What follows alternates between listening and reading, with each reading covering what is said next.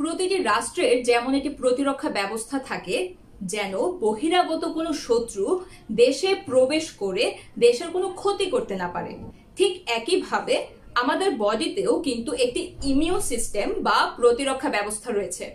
বহিরাগত যে কোনো ভাইরাস, ব্যাকটেরিয়া বা জীবাণু যদি আমাদের দেহে প্রবেশ করে, তাহলে আমার দেহের এই প্রতিরক্ষা ব্যবস্থা সাথে সাথে তাদের বিরুদ্ধে অ্যাকশন নেয় এবং এই ভাইরাস বা জীবাণুটিকে ধ্বংস করে।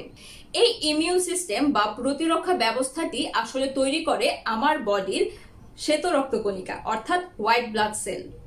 ডাব্লিউবিসি অর্থাৎ শ্বেত রক্তকণিকা অর্থাৎ এর কোনো রক্তরঞ্জক কণিকা নেই।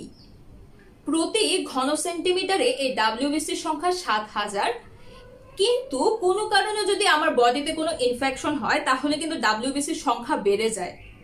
কারণ আমরা ইতিমধ্যে জেনেছি যে কোনো জীবাণু অ্যাটাক করলে ডাব্লিউবিসি তার বিরুদ্ধে কাজ করে। এখন কোনো ইনফেকশন হওয়া মানে কিন্তু কোনো ভাইরাস, ব্যাকটেরিয়া বা কোনো জীবাণু অ্যাটাক করা। সো ইনফেকশন হলে আমার বডিতে বেশি বেশি ডাব্লিউবিসি উৎপন্ন হয়, যেন তাদের বিরুদ্ধে অ্যাকশন নেওয়া যায়। তাই দেখা যায় আসলে আমার বডিতে কোনো ইনফেকশন হলে আমার যে ব্লাড টেস্টের রিপোর্টটা আসে, সেই রিপোর্টে দেখবে যে ডাব্লিউবিসির সংখ্যাটা স্বাভাবিকের চাইতে বেশি।